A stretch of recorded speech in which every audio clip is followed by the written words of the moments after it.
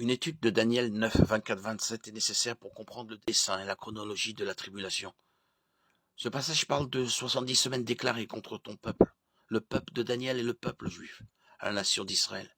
Et ce dont Daniel 9.4 parle est une période prévue par Dieu pour faire cesser la révolte et mettre un terme au péché, pour expier la faute et amener la justice éternelle, pour marquer d'un sceau la vision et le prophète, et pour consacrer par onction le lieu très saint. Dieu déclare que 70 semaines suffiront pour tout seul. Il s'agit de 70 fois 7 ans, ou 490 ans. Certaines traductions font référence à 70 semaines d'années. C'est confirmé par une autre partie de ce passage, au verset 25 et 26. Il est dit que le Messie sera exclu après 7 semaines, 62 semaines, 69 semaines en tout.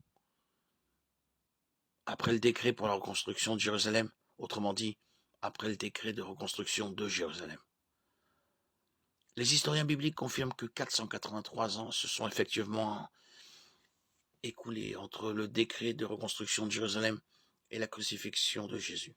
La plupart des exégètes chrétiens, quel que soit leur point de vue eschatologique sur les événements à venir, souscrivent à cette interprétation des 70 semaines de Daniel. Quand les 483 ans séparant le décret de reconstruction de Jérusalem de l'exclusion du Messie se seront écoulés, il doit donc rester une période de 7 pour l'accomplissement de la prophétie de Daniel 9, 24, pour faire cesser la révolte et mettre un terme au péché, pour expier la faute et amener la justice éternelle, pour marquer d'un sceau la vision et le prophète, et pour consacrer par onction le lieu très saint.